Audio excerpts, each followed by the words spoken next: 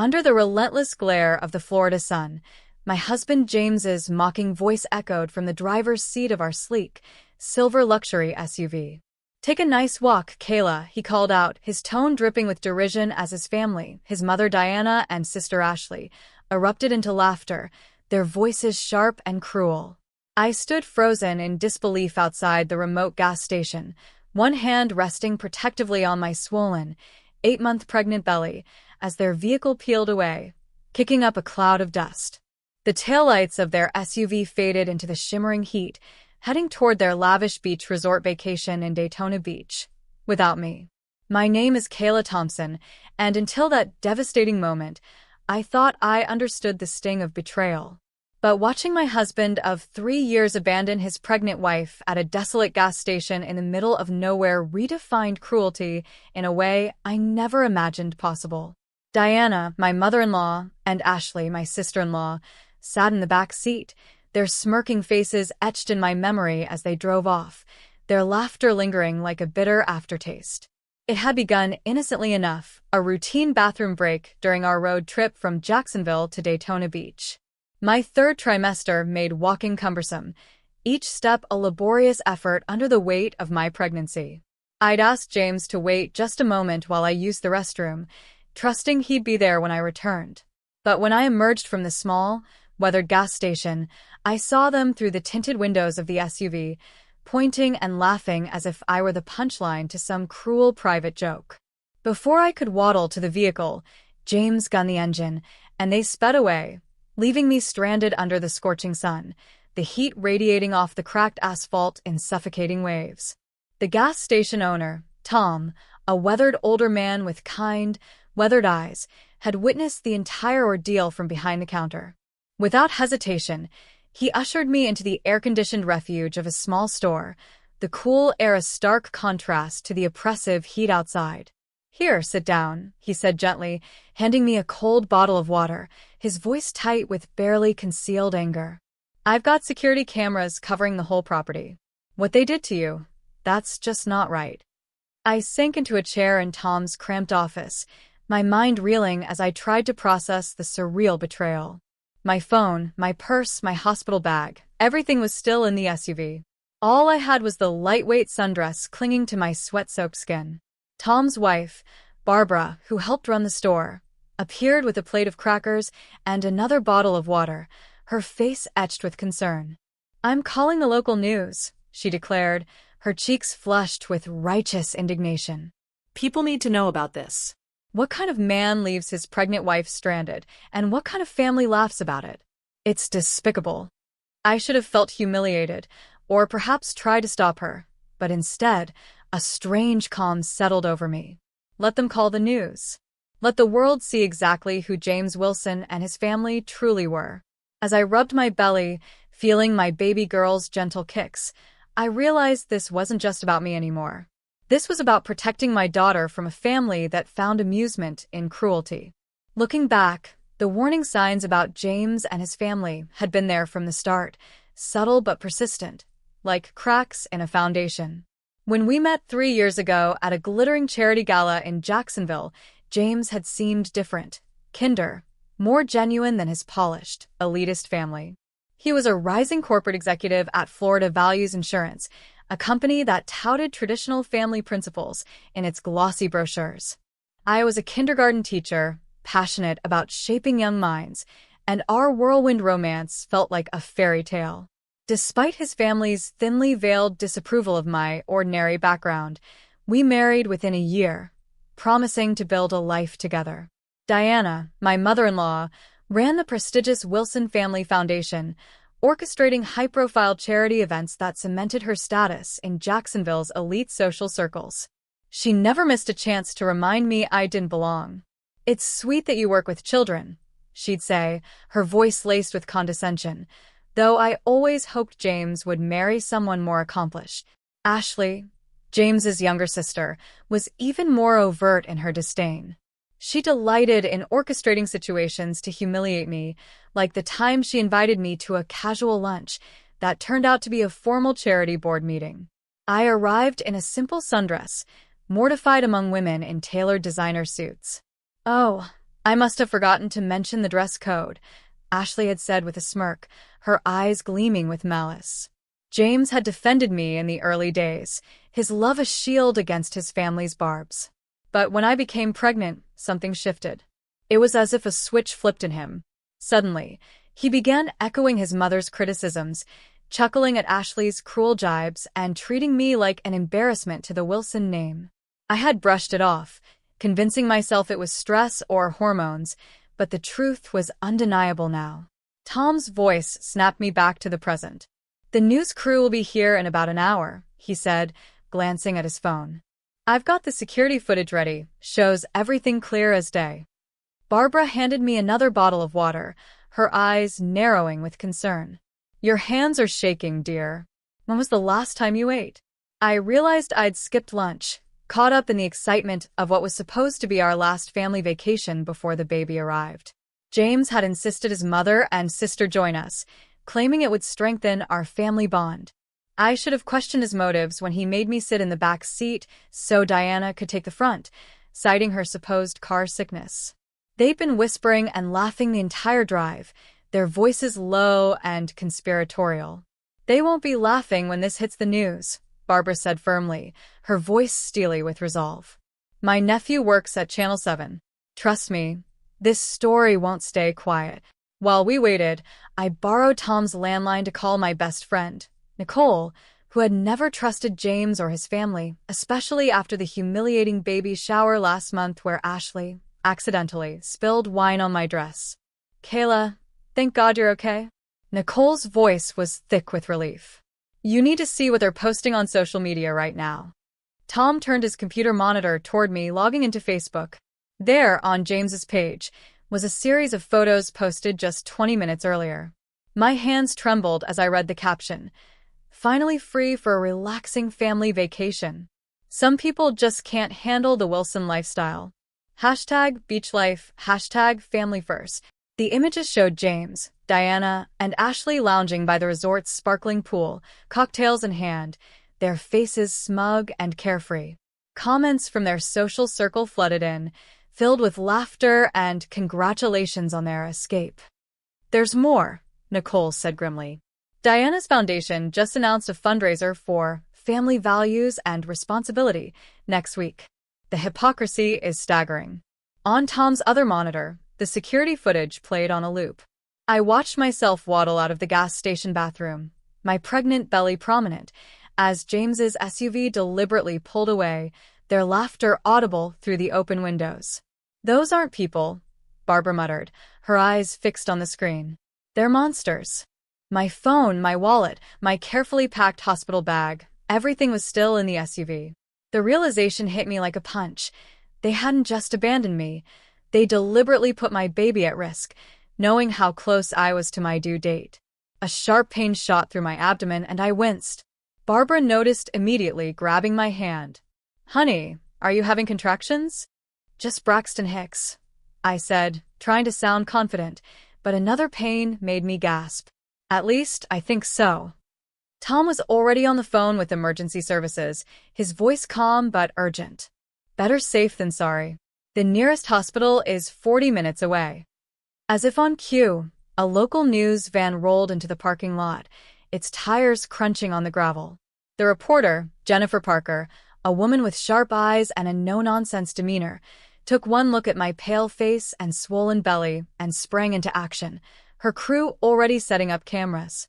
"We're going to tell your story, Kayla," she said, her voice firm with determination.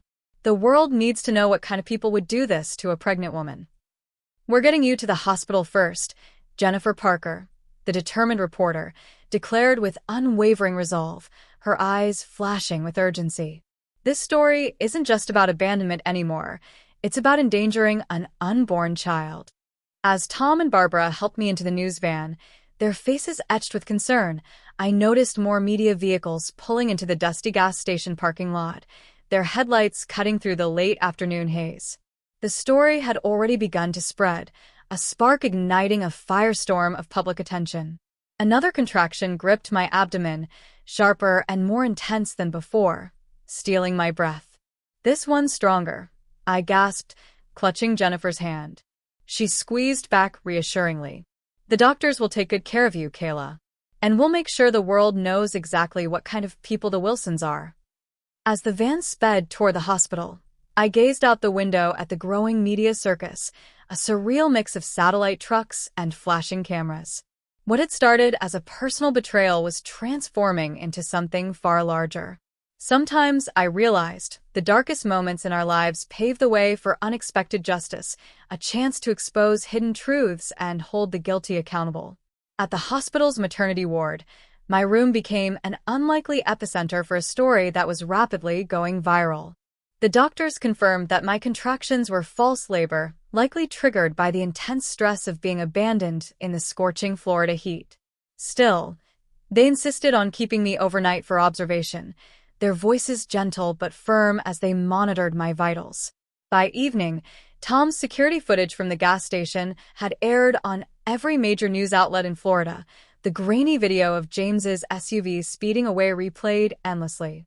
A nurse, Mrs. Wilson, no relation to my husband's family, peeked into my room, her expression a mix of sympathy and outrage. "Mrs. Thompson, there are more reporters asking to speak with you. Should I send them away?" Before I could respond, my phone, which Nicole had retrieved from the resort after a compassionate staff member found it in James's room, lit up with an urgent message. "Kayla, turn on Channel 7 now." Nicole's voice was taut with emotion. The nurse quickly switched the television to the right channel, and there was Diana, my mother-in-law, poised in her impeccable designer resort wear, her perfectly styled hair gleaming under the camera lights. She was at the Daytona Beach Resort, attempting to spin the narrative with her characteristic charm. "This is all a misunderstanding," she said smoothly, her smile practiced but strained. "Kayla has been very emotional lately, pregnancy hormones, you understand. She asked for some time alone, and we respected her wishes." The reporter, a seasoned journalist with a no-nonsense demeanor, wasn't swayed. "We have security footage showing your son and your family laughing as you drove away, Mrs. Wilson. Mrs. Thompson had no phone, no purse, and was 8 months pregnant in 95-degree heat. How do you explain that?" Diana's composed facade faltered, her eyes darting nervously. "The footage must be misleading," she insisted, her voice tightening. "Our family foundation has always stood for traditional values." The broadcast cut to the damning security video, the audio crystal clear. "Take a nice walk." James's mocking voice rang out, followed by his family's cruel laughter. The image of their SUV speeding away, leaving me stranded, played on a loop, searing itself into the public's consciousness. My phone buzzed incessantly with notifications. The Wilson Family Foundation's social media pages were being inundated with outraged comments, hashtags like #JusticeForKayla trending across platforms. Major donors to Diana's foundation announced they were withdrawing support, their statements citing unconscionable behavior. James's employer, Florida Values Insurance, was also trending, with users demanding accountability. Jennifer Parker strode into my room, her camera crew in tow. "Your story's gone national," she said, her voice brimming with purpose. "People are furious. Do you want to make a statement?" I thought of James, Diana, and Ashley, likely still lounging by the resort's pool, believing their wealth and influence made them untouchable. I thought of other women trapped in similar dynamics, silenced by powerful families who valued appearances over humanity. "Yes," I said, sitting up straighter in my hospital bed, my resolve hardening. "I want to talk about what happened." The interview was raw and unfiltered. I recounted how James's behavior had shifted during my pregnancy, how his family had orchestrated this vacation to humiliate me. I described the hospital bag in their SUV, packed with my medical records and essentials for delivery, and how their actions showed a callous disregard for my unborn daughter's safety. As I spoke, my phone continued to buzz with messages. James's colleagues at Florida Values Insurance were publicly distancing themselves, and the company's CEO issued a statement expressing deep concern about the incident, promising a thorough review. Jennifer leaned forward, her tone gentle but probing. "Mrs. Thompson, your story has struck a nerve. Women across the country are sharing similar experiences of emotional abuse and abandonment. You've started a movement. I placed a hand on my belly, feeling my daughter's reassuring kicks. I'm not doing this for revenge, I said to the camera, my voice steady. I'm doing this because no one should endure what I did today. My daughter needs to know her mother stood up to bullies, even when those bullies were family. By morning, the story had exploded beyond anything I could have imagined. Tom, the gas station owner, appeared on a national morning show, his weathered face somber as he shared how his security cameras captured not just the abandonment, but a chilling conversation beforehand. They were planning it, Tom revealed to millions of viewers, his voice heavy with disbelief. The audio picked up the mother-in-law saying, "This will teach her to embarrass our family." They were laughing about leaving a pregnant woman stranded. Who does that? Nicole burst into my hospital room, her face flushed with urgency. Kayla, you need to see this. She held up her tablet, displaying leaked internal communications from the Wilson Family Foundation. The emails revealed a calculated campaign to isolate me from James, with Diana explicitly stating that a pregnant kindergarten teacher wasn't Wilson material. But the true bombshell came from Ashley's leaked text to James, uncovered by an anonymous source. Once the baby's born, we'll have grounds to claim she's an unfit mother. Your position at Florida Values Insurance and Mom's Foundation connections will make sure we get custody. The revelation hit me like a physical blow, my breath catching as the implications sank in. This wasn't just about humiliating me. They'd been plotting to take my daughter. Before I could process further, a man in a crisp suit appeared at my door. Mrs. Thompson, I'm Michael Roberts, Chief Ethics Officer at Florida Values Insurance. May I speak with you privately? After Nicole stepped out, he got straight to the point.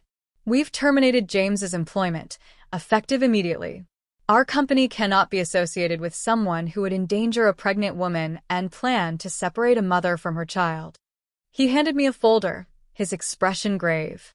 These are screenshots from James's company email, showing he used corporate resources to research custody lawyers specializing in maternal fitness cases.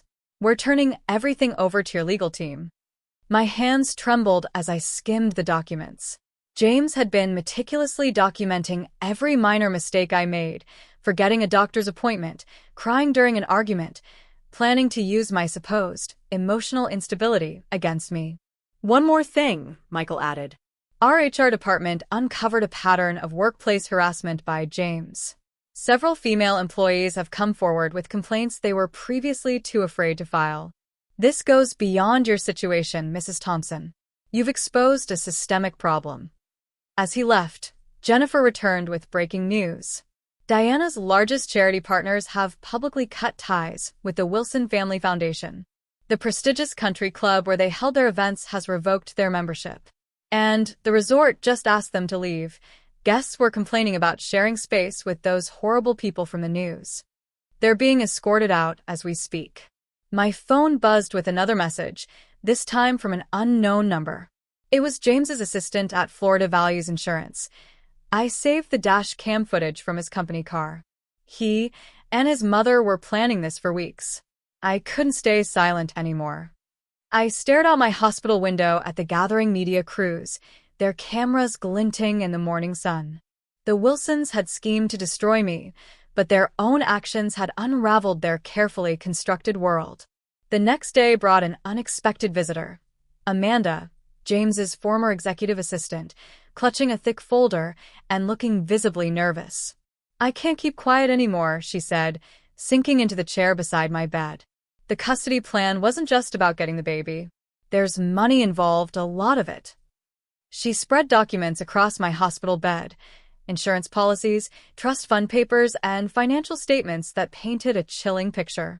James and his family had taken out multiple policies related to my pregnancy, including a substantial life insurance policy I'd never been informed about.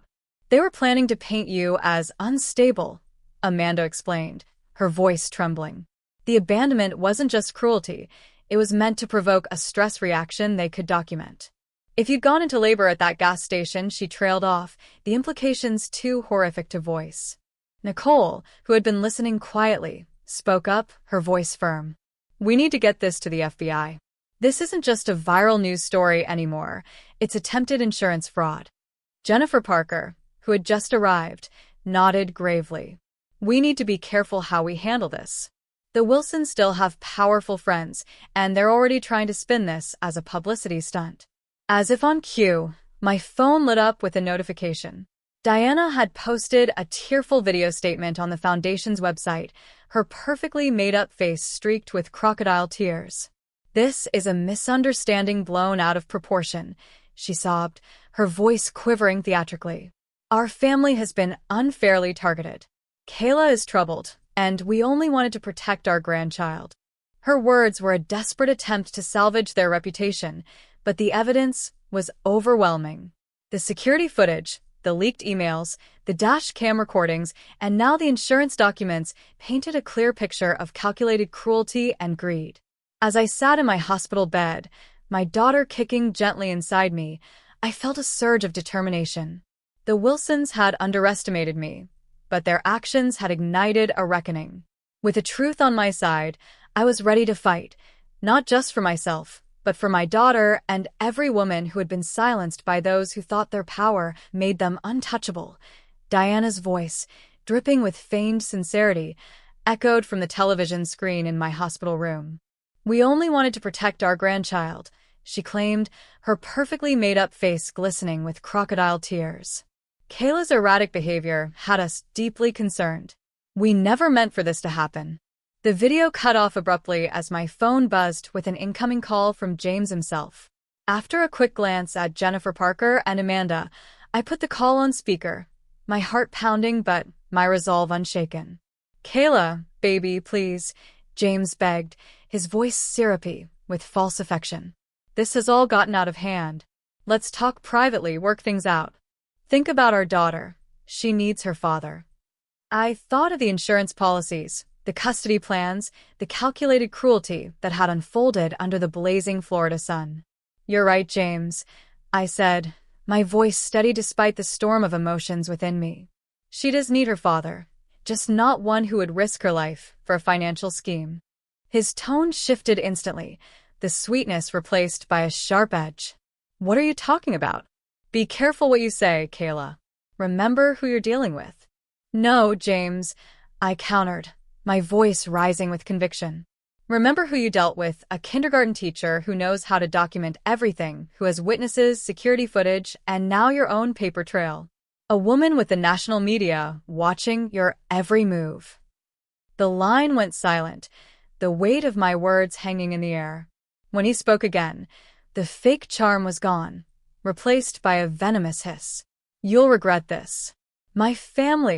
Your family is finished," I interrupted, my tone firm. "Check your phone. The FBI just announced an investigation into the foundation's finances. Apparently, someone sent them some very interesting documents." Amanda, standing nearby, gave a grim smile as she hung up her own phone. "Federal agents just arrived at the motel where they're staying," she reported, her voice steady, but laced with satisfaction. "The insurance company's fraud division is cooperating fully." I placed a hand on my swollen belly, feeling my daughter kick strongly, as if affirming her own resilience. "She's going to grow up knowing her mother stood up to bullies," I said softly, more to myself than anyone else. "That's worth more than any trust fund." Jennifer's camera crew captured the moment as news broke of the FBI leading Diana out of the motel in handcuffs, her carefully crafted image crumbling under the weight of her actions. The once poised matriarch of the Wilson Family Foundation looked small and defeated, her designer outfit starkly out of place against the flashing lights of the police vehicles. Sometimes, justice arrives in unexpected ways, like a tidal wave that sweeps away years of deceit in a single moment. 1 week later, I sat in my hospital room, cradling my newborn daughter, Lily, who had decided to make her entrance 2 weeks early, perfectly healthy and breathtakingly beautiful. Her tiny fingers curled around mine as I gazed at her peaceful face, a stark contrast to the chaos of the past week. The television on the wall played relentless coverage of the Wilson family's downfall. "Breaking news," the anchor announced, her voice crisp with authority. Federal investigators have uncovered a pattern of insurance fraud at the Wilson Family Foundation. Sources say the attempted exploitation of a pregnant woman was just the tip of the iceberg. The footage cut to James being led out of his lawyer's office in handcuffs, no longer the polished corporate executive, but a desperate man facing federal charges. Diana's foundation was being dissolved, its assets frozen, and Ashley's social connections had evaporated overnight, her once glamorous world reduced to a footnote in a scandal.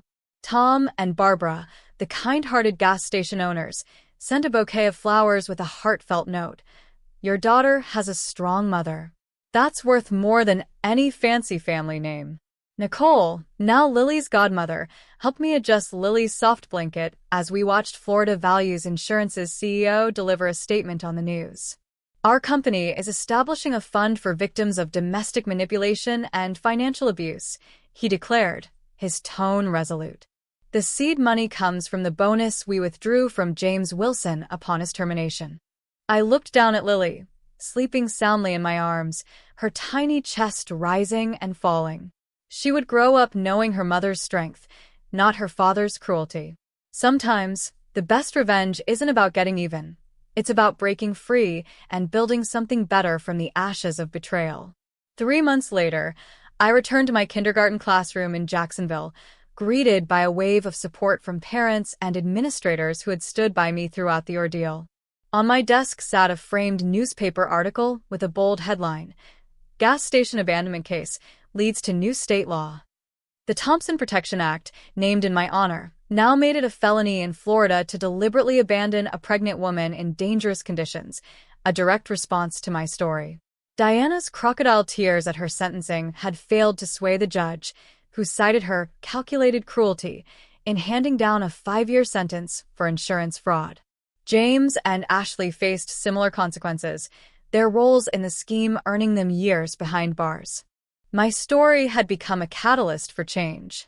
Florida Values Insurance hired me as a consultant for their new family protection initiatives, a role that allowed me to advocate for others while continuing my work as a teacher. Speaking invitations poured in from women's groups, corporate ethics panels, and law enforcement training sessions, each one an opportunity to share my story and inspire change. But my favorite moments remained in my classroom, where I taught my young students about kindness, resilience, and standing up to bullies, lessons I had lived through. Lily thrived, surrounded by love from my true family, Nicole, who doted on her as godmother, Tom and Barbara, who visited regularly with homemade cookies and warm hugs, and countless strangers who had become allies, sending letters and gifts from across the country. The Wilson family's social media accounts remained silent, their once mighty influence reduced to a cautionary tale of greed and hubris. When a reporter asked about my message to others, I looked at Lily, now giggling in her playpen, and said, "Sometimes, the worst moments in our lives lead to our greatest strength." Lily will grow up knowing her mother didn't just survive, she helped change things for the better. As I spoke, I felt the weight of the past lift, replaced by a quiet pride. The Wilsons had tried to break me, but instead, they had ignited a movement, one that would protect others and ensure that no one else would endure what I had. With Lily in my arms and a new purpose in my heart, I knew we were just beginning. Please feel free to comment below if you liked this. Remember to like and subscribe for more.